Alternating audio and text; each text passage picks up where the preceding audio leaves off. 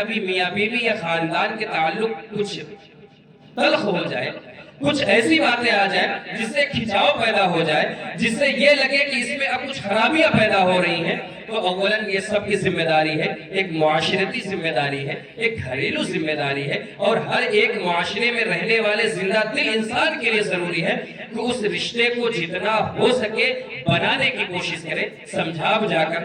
ایک دوسرے کو شریعت کا دائرہ بتا کر۔ اسی لیے مذہب اسلام کا اگر ہم آپ جائزہ لیں گے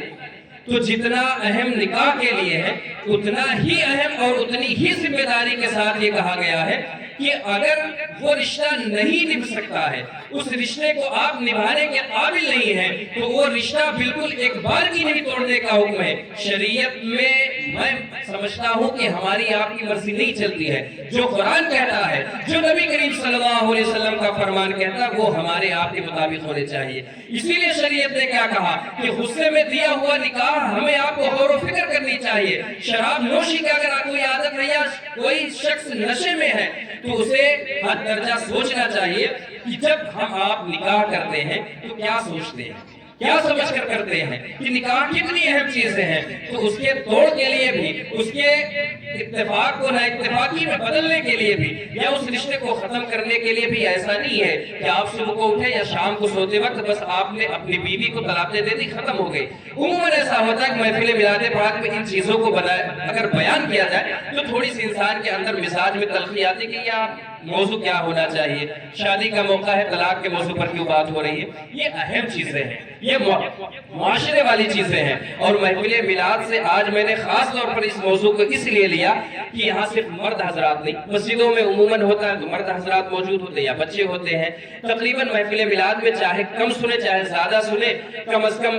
خواتین اسلام ہماری مائیں بہنیں بھی موجود ہوتی ہیں، تو کم از کم اس چیز کو سمجھے کہ یہ رشتہ بہت اہم ہے۔ نکاح ہمارے آقا صلی اللہ علیہ وسلم کی سنت تک محدود نہیں ہے، اس کی ہمارے آپ کی ذمہ داری ہے۔ یہ شریعت کا مذاق ہمیں نہیں اڑانا ہے، شریعت کے دائرے میں رہ کر ہمیں آپ کو اپنی زندگی گزارنی ہے۔ اس لیے نوجوان نسلوں سے خاص طور پر اس چیز کا مطالبہ کیا جاتا ہے کہ ایک نوجوان سے ہی مذہب اسلام کی پہچان جو حقیقت ہوتی ہے، جو مذہب اسلام پر چلنے والے نوجوان ہیں، ان سے مذہب اسلام اور مذہب اسلام کی جو سربلندی ہے وہ سربلند تو رہے گا ہی، لیکن اگر جائزہ جب لیا جاتا ہے اور اگر کسی چیز کا رزلٹ اگر دیکھنا ہو تو یہ کہا جاتا ہے کہ اس قوم کا، اس مذہب کا نوجوان کس طور طریقے پر جا رہا ہے۔ اس لیے مذہب اسلام نے ایک جو